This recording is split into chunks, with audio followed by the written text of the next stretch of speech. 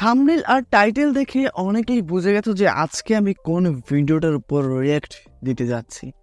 Yes, আজকে আমি star গল্প ইউটিউব চ্যানেল থেকে একটা ভিডিওর উপর রিয়্যাক্ট দিতে যাচ্ছি, আর সেটা হচ্ছে পিনাকি ভট্টাচার্য আর এনায়েত চৌধুরীকে নিয়ে যে ঝামেলাটা হচ্ছে, মানে তাদের দুজনের মধ্যে যে কন্ট্রোভার্সি হচ্ছে, যে অনলাইন সোশ্যাল মিডিয়ার যে ফাইটটা হচ্ছে, সেই সম্পর্কে একটা ভিডিও।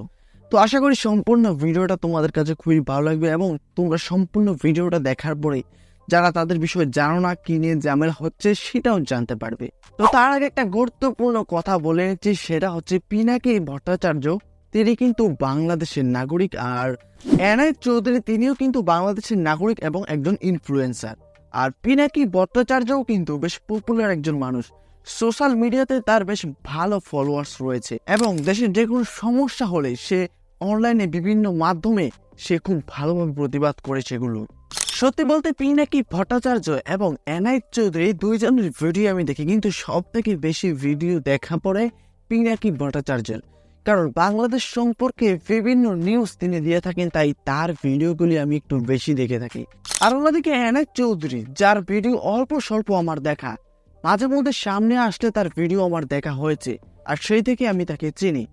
তো যাই হোক, আর বেশি কথা বাড়াচ্ছি না, চলো দেখে আসি পিনাকি ভট্টাচার্য আর এনায়েত চৌধুরীর মধ্যে কি নিয়ে দ্বন্দ্বটা হয়েছে। তাহলে চলো মূল ভিডিওতে চলে যাচ্ছে, লেটস স্টার্ট ইট। কঠিন ফাইট চলছে সোশ্যাল মিডিয়া জুড়ে পিনাকি ভট্টাচার্য এবং ইনায়েত চৌধুরীর মধ্যে। ছাত্র আন্দোলনের সময় জোরালো কন্টেন্ট বানিয়ে যে পিনাকি এখন বেশিরভাগ মানুষের কাছে হিরো, অপরদিকে ইনায়েত চৌধুরী নতুন স্বাধীন দেশে পল্টিবাজ এবং প্রভুপাদের ট্যাগ পেয়েছে এক পক্ষের কাছ থেকে। যাই হোক, এখন তাদের এই অনলাইনে ঢিসুমের রিজন পিনাকি ভট্টাচার্যের কর্মস্থল world famous cosmetic brand L'Oréal. Actually Pinaki Bhattacharya তার ফেসবুকে 29 আগস্ট এবং 7 সেপ্টেম্বর দুইটা পৃথক পৃথক পোস্ট করেছিলেন, যেখানে তিনি জানিয়েছিলেন তিনি ফ্রান্সে লরিয়াল কোম্পানিতে জব করেন এবং তিনি অনেক গর্ববোধ করেন, পাশাপাশি অনেক বাঙালিকেও এই কোম্পানিতে জয়েন করার জন্য অনুপ্রেরণামূলক কিছু কথা লিখেন। ব্যাস, এই পোস্টের পর ইনায়েত চৌধুরী ফেসবুকে পোস্ট করে জানান পিনাকি একটা ভণ্ড, সে দুষ্টু দেশ ইসরায়েলের মদতদাতা কোম্পানি লরিয়ালে কাজ করে। অপরদিকে ইউটিউবে তিনি ফিলিস্তিনিদের নিয়ে আবেগী কন্টেন্ট বানিয়ে বাংলাদেশের মানুষদের বয়ান দিচ্ছে। এনায়েত আরও বলে, এই লরিয়াল কিন্তু ইসরায়েল দেশটাকে সমর্থন দেওয়ার কারণে গ্লোবালি বিভিন্ন দেশ থেকে বয়কটের মুখোমুখিও হয়েছে। এখন তার এই পোস্টের পর স্বাভাবিক একটা মিক্সড রিঅ্যাকশন এসছে। যারা পিনাকি ভট্টাচার্যের খুব ভক্ত তারা একদম ইনায়েতকে ধুয়ে দিয়েছে। সো এরপর ইনায়েত কিন্তু থামেনি। ইনায়েত এরপর কি করে, ইনায়েত পিনাকি ভট্টাচার্যের কমেন্টসের একটা স্ক্রিনশট নেয়, যেখানে একটা লোক পিনাকি ভট্টাচার্যকে বলেছিল যে লরিয়াল থেকে কি কম দামে পণ্য নেওয়া সম্ভব। তখন পিনাকি বলেছিল যে হ্যাঁ, ফ্রান্সে আসলে সম্ভব, তিনি একটা ব্যবস্থা করে দিবেন। ব্যাস, এই স্ক্রিনশট নিয়ে ইনায়েত চৌধুরী লেখেন, মুরব্বি থাইমা যান, আপনার ভাওতাবাজি ধরা পড়ে গেছে। আপনি শুধু লরিয়ালে কাজই করেন না, এই প্রোডাক্ট সরাসরি বিক্রিও করেন, যেই প্রোডাক্ট বয়কট লিস্টে ছিল। সিম্পলি কাজ করা, চাকরি করা আর সরাসরি একটা বয়কট লিস্টে পণ্য বিক্রি করা এক কথা না। বাংলাদেশের বহুত মানুষ ইসরায়েলি কোম্পানিতে কাজ করে সত্য, কিন্তু অন্যদের কাজের সঙ্গে আপনার কাজের পার্থক্য হইল ওনারা কেউই আপনার মতো ইউটিউবিং করে না, আর তাদের ফেসবুকে আপনার মতো হাজার হাজার ফলোয়ার নাই। আপনার যে কোনো কাজের ইম্প্যাক্ট অনেক মানুষের উপরে পড়ে। কাজেই আপনি লরিয়াল বেচেন, আপনার ফেসবুকে আইসা এটার প্রমোশনও করেন, এইটা পুরাই মাথা নষ্ট একটা বিষয় এবং এগুলো আসলে ঠিক না, এমনটাই বুঝাতে চাইছিল ইনায়েত চৌধুরী। ব্যাস, এরপর আর পিনাকি ভট্টাচার্য চুপ থাকেনি, তিনি তার খেলা শুরু করলেন এবং এরপর পিনাকি ভট্টাচার্য বেশ লম্বা একটা পোস্ট দিয়ে লেখেন, আরে ভাই, আমি লরিয়ালে চাকরি করি, এটা তো আমি আগেই বলছি। আমার ঘনিষ্ঠরাও আগে থেকে জানতো, সামি জানতো, জিয়া হাসান জানতো, ফাহাম ভাই জানতো, ইলিয়াস জানতো। সো নতুন তথ্য কি দিল রে ভাই? নতুন তথ্য যে দিছে সেটা হচ্ছে লরিয়াল ইসরায়েলে ব্যবসা করে। পশ্চিমা কোন বহুজাতিক কোম্পানি ইসরায়েলে ব্যবসা করে না? সবাই করে। আমি আগে যে কোম্পানিগুলো কাজ করেছি সেই কোম্পানিগুলোও করে। পিনাকি আরও লিখেন, সানোফি করে না? তো আরেকটা বিষয় আপনাদেরকে জানাচ্ছি, সেটা হচ্ছে তিনি যেটা বোঝানোর চেষ্টা করছেন আর কি, যে পশ্চিমা বিশ্বের মানে বেশিরভাগ ব্র্যান্ডে কিন্তু ওই দেশটার সাথে বিজনেস করে। ঠিক আছে, আশা করি আপনারা বুঝতে পেরেছেন। তো আরও বিস্তারিত বুঝতে পারবেন সম্পূর্ণ ভিডিওটা দেখার পরে। তাহলে চলুন সম্পূর্ণ ভিডিওটাই দেখে আসি। সার্ভিয়ার করে না? ব্রিটিশ আমেরিকান টোবাকো করে না? তাহলে বাংলাদেশি কেউ কোনো বহুজাতিক কাজ করবে না? এটাই কি প্রভুপাদের আবতার? পিনাকি সেই পোস্টে আরও লিখেন, কেউ কতখানি বেকুব, নির্বোধ আর গর্দভ হইলে এই কথা বলতে পারে? বাংলাদেশের লোকেরা সানোফিয়ার সিরভিয়ারের কি ওষুধ খাওয়া বন্ধ করে দিবে? কারণ ইসরায়েলে কারখানা আছে, ব্যবসা আছে, এই কারণে? ইসরায়েলকে আর্থিক সাহায্য করে আমেরিকা, ওইটা ট্যাক্স পেয়ারের টাকা। সেই টাকায় আমেরিকায় বাস করা সকল বাংলাদেশিদের টাকা আছে। তো কি এখন আমেরিকান বাংলাদেশিরা ইসরায়েলে তাদের টাকা যাচ্ছে এই জন্য আমেরিকায় কাজ করা বাদ দিয়ে বাংলাদেশে চলে আসবে? এবং পিনাকি আরও বলেন, প্রভুপাদ জানে না কিভাবে একজন মানুষের পলিটিক্যাল ইউটিলিটি তৈরি হয়, কারণ প্রভুপাদ কখনো রাজনীতি। এক মিনিট, আরেকটা বিষয় আপনাদেরকে জানাচ্ছি যে বাংলাদেশের যে মানুষগুলো আমেরিকাতে জব করে তাদের টাকা কিন্তু একটা সংস্থাতে যোগ হয়ে থাকে। সেই সংস্থাই কিন্তু সেই দেশটাকে টাকা দিয়ে সহায়তা করে। তো এখন মানুষ যে আমেরিকাতে যাচ্ছে, মানুষ আমেরিকাতে যাওয়ার জন্য কিন্তু পাগল।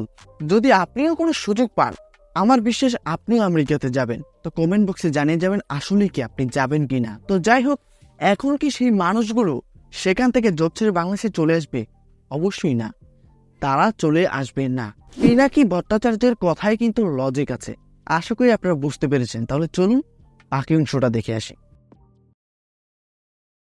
করে নাই। পিনাকি যতদিন বাংলাদেশের মানুষের আকাঙ্ক্ষার সঙ্গে থাকবে ততদিন পিনাকি প্রাসঙ্গিক থাকবে। প্রভুপাদের বাপ দাদা 14 পুরুষের ক্ষমতা নাই পিনাকির কেশাগ্র বাঁকা করার, যদি পিনাকি গণমানুষের আকাঙ্ক্ষা বুঝতে পারে আর সেই অনুযায়ী কাজ করে। শুধু এই পোস্ট দিয়েই ক্ষান্ত হননি পিনাকি। ওই যে ইনায়েত বলছিল না যে পিনাকি ভট্টাচার্য লরিয়ালের সেলস ডিপার্টমেন্টে কাজ করে, সে এই প্রোডাক্ট ব্যাচে, এই বিষয় নিয়ে তিনি বলেন, এই বেকুব কি জানে সেলস অ্যান্ড অপারেশন প্ল্যানিং কি জিনিস? কেউ যদি MBA করা থাকেন তাহলে ওরা একটু বুঝান অপারেশন ম্যানেজমেন্ট কি জিনিস। ভাই রে ভাই, একদম পুরো লেভেলে ধুয়ে দিছে। মানে বিষয়টা মানে কি যে বলবো, এনায়েত চৌধুরীকে একদম পুরো মূর্খ প্রমাণ করায় দিল। এনায়েত চৌধুরীকে পুরো ধুয়ে দিল। পিনাকি ভট্টাচার্য উনি কিন্তু মানে আমার মনে হয় উনি খুবই গুণী একজন মানুষ। কারণ তার বেশিরভাগ ভিডিও আমার দেখা, তার প্রতিটা ভিডিওতে আমি লজিক খুঁজে পাই। তো আপনাদের কি মনে হয় অবশ্যই কমেন্ট সেকশনে জানিয়ে যাবেন। তো তাহলে চলুন বাকি অংশটা দেখে আসি। সেলস প্ল্যানিং কি জিনিস? সেলস প্ল্যানিং মানে সে সেলস করে এইটুক বুঝার মতো ঘিলু তার নাই। এবং তিনি এটাও বলেন এই পিসটা একটা হচ্ছে মিউজিয়াম পিস। মাই গুডনেস, এই মালকে তো স্কুলে ভর্তি করিয়ে দিলেও লাভ নাই, এই মালও করে কমবে খাচ্ছে বাংলাদেশে। পিনাকি জানান আমার সেলস। ও মাই গড, দাদা কি যে বলবো আমি, মানে মানে এনায়েত চৌধুরীকে স্কুলে ভর্তি করার কথা বলছে, কি পরিমাণ অপমান রে করলো। আমার খুবই হাসি পাচ্ছে বিষয়টা, আমি হাসি থামাতে পারছি না। তো যাই হোক, তো স্কুলে ভর্তি করার কথা বলছে, মানে এই বিষয়টা বুঝতে পারছেন একবার, মানে কি পরিমাণ ছোট করছে তারে। তাহলে চলুন পরের অংশটা দেখে আসি, তাহলে আরো বিস্তারিত বুঝতে পারবেন। Let's start it. Operation planning এর কাজ ছিল কসমেটিক রেগুলেশন নিয়ে কাজ করা। নতুন চাইনিজ রেগুলেশন হয়েছিল একটা, সেই চাইনিজ রেগুলেশন অনুসারে ল্যান্ডকমের পণ্যগুলো কমপ্লায়েন্ট করা। সেই সময় আমার মার্কেট ছিল চায়না, শুধুমাত্র চায়না। এখন ইনায়েত চৌধুরী কি থেমে বসে থাকবে না? পিনাকি তাকে বেকুব বলেছে, স্কুলে ভর্তি করায় দিল লাভ নাই, এমন কথা বলেছে। সো ইনায়েত চৌধুরী পাল্টায় কি বলল? ইনায়েত চৌধুরী তখন দুটো স্ক্রিনশট নিল। একটা হচ্ছে লরিয়াল ইসরায়েলের ওয়েবসাইট এবং আরেকটায় পিনাকি একজনকে বলছে এই লরিয়াল কোম্পানি ফ্রান্সের কোম্পানি। এবং ইনায়েত চৌধুরীর কথা হচ্ছে এই যে দেখুন লরিয়াল যে কোম্পানি, এই ওয়েবসাইট তার প্রমাণ। পিনাকি মিথ্যা কথা বলছে এবং ইনায়েত তার পোস্টে বলে এই ছবিটা দেখার পরও যদি কেউ বলেন যে লরিয়াল পিনাকি মিথ্যা কথা বলে না, তাহলে আপনি চোখ থাকার পরও অন্ধ করে রাখতেছেন নিজেকে। কিভাবে মিথ্যা তথ্য দিয়ে মানুষকে ভরকায় এটা তিনি একদম শিল্পের পর্যায়ে নিয়ে গেছেন। এই জিনিস দেখার পর আশা করি তার ভাওতাবাজিটা নিজেরাই বুঝে নেবেন, আমারে আর বুঝাই দিতে হবে না। কিন্তু জনগণ তো চালাক। পাবলিকরা কমেন্ট সেকশনে অনেক কিছুই পোস্ট করে ফেলছে এবং পাবলিকরা খুঁজে খুঁজে এটাও বের করে ফেলছে যে ভাই ইনায়েত চৌধুরী যে লরিয়াল ইসরায়েলের ওয়েবসাইটে লিঙ্ক দিচ্ছে সেটা লরিয়ালের ইসরায়েল ব্রাঞ্চের, অর্থাৎ রিজিওনাল একটা ওয়েবসাইট, যেমনটা লরিয়াল ইউকেরও একটা আলাদা ওয়েবসাইট আছে এবং লরিয়াল এই ব্র্যান্ডটার। তো এখানে যে বিষয়টা সেটা হচ্ছে যে উনি যে ওয়েবসাইটটা দেখিয়েছে সেটা হচ্ছে ওই দেশের মানে ব্রাঞ্চ, ওই দেশে একটা ব্রাঞ্চ, মানে লরিয়ালের একটা ব্রাঞ্চ ওই দেশে। তো আশা করি ব্রাঞ্চ মানেটা কি আপনারা বুঝতে পেরেছেন। আসলে ব্রাঞ্চ মানেটা যারা বুঝেনি আমি তাদেরকে বোঝাচ্ছি। ধরুন আপনার দেশে একটা পপুলার ব্যাংক আছে, যে ব্যাংকটার নাম সবাই জানে, অনেক ভালো একটা ব্যাংক। তো এই ব্যাংকের কিন্তু অনেকগুলো ব্রাঞ্চ থাকবে বিভিন্ন জায়গায়, বিভিন্ন স্থানে ব্রাঞ্চ থাকবে। আশা করি এবার বুঝতে পেরেছেন ব্রাঞ্চ মানেটা কি। তাহলে চলুন এবার বাকি অংশটা দেখে আসি। 150টা দেশের ব্রাঞ্চ রয়েছে, প্রায় 80,000-এর উপর কর্মী রয়েছে। হ্যাঁ, তাদের 1000-এর বেশি স্টাফ রয়েছে, বাট দ্যাট ডাজন্ট মিন যে লরিয়াল ইসরায়েলেরই কোম্পানি, কারণ লরিয়ালের লিঙ্কডইন প্রোফাইলেও লেখা রয়েছে লরিয়ালের হেডকোয়ার্টার ফ্রান্সে এবং এটা ফ্রান্সের একটা কোম্পানি। সো এই সমস্ত প্রমাণ দিয়ে কমেন্ট সেকশনে অনেকে ইনায়াত চৌধুরীকে মেনশন করে লিখলো লরিয়াল ভাই French multinational personal care company, এর হেডকোয়ার্টার ক্লিচিতে, এটা আপনিও জানেন হয়তো। ইউনিলিভার বাংলাদেশ নামে কিছু থাকা মানে ইউনিলিভার বাংলাদেশ হয়ে গেল এমনটা কিন্তু না। আপনারই ফার্স্ট দেখলাম নিজেকে ডিফেন্ড করতে গিয়ে নিজেকেই গাফচন্দ্র প্রুফ করছেন। এবং আরেকজন লিখে, ও মাই গড, মানে দেখছেন তারে কিন্তু কমেন্ট বক্সও একদম ধুয়ে দিছে। মানে সে চাচ্ছিল যে মানে এই ঝামেলাটার মধ্যে সে উঁচু থাকবে, সে জিতবে, বাট তার কথার মধ্যে কোনো লজিক নেই, মানে সে উল্টাপাল্টা জিনিস সবার সামনে না দেখাচ্ছে। তো সেই ক্ষেত্রে সে যে কথা শুনবে এটাই কিন্তু স্বাভাবিক ব্যাপার, এটা একদম স্বাভাবিক ব্যাপার। সে অরিজিনাল কিছু দেখাতে পারলে এটা আলাদা বিষয় ছিল। তাহলে চলুন এবার বাকি অংশটা দেখে আসি। লাভ নাই ভাই, লাভ নাই, সে পীর সাহেব, মানুষ তাকে অন্ধের মতো বিশ্বাস করে, আর আপনি অলরেডি দালাল ট্যাগ পায়ে গেছেন, সুতরাং তোমার খেলা শেষ, রিয়ালিটি মাইনা নাও ইনায়েত। যাই হোক, এখন এইসব কমেন্টসের এগেনস্টে ইনায়েত চৌধুরী পরে আবার কমেন্টসে লিখেন, যারা বলছেন লরিয়াল তো মাল্টিন্যাশনাল কোম্পানি, এর শাখা ইসরায়েলে থাকতেই পারে, তাইলে আপনারা কোকা কোলার ইসরায়েলে সাপোর্ট করার জন্য বাংলাদেশে ওদের কেন বয়কট করছিলেন?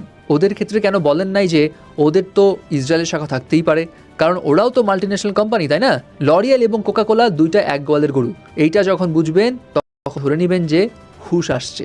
যাই হোক, বিষয়টা হচ্ছে খুব গরম উত্তেজনাময় পরিবেশ সৃষ্টি করে ফেলেছে পিনাকি ভট্টাচার্য এবং ইনায়েত চৌধুরী, এবং পাবলিকরা অলরেডি নেটফ্লিক্স অ্যামাজনের সাবস্ক্রিপশন বাদ দিয়ে ফেসবুকে ঢুকে খুব দেখছে তাদের তর্ক বিতর্ক, যেটা সবাই খুব এনজয় করছে। এবং অনেকে এটাও বলছে, ভাই এত তর্ক বিতর্ক ভালো লাগতেছে না, ডিরেক্ট একটা ম্যাচ হয়ে যাক WWE, একদম পুরো ঢিসুম ঢিসুম, কঠিন মজা হবে।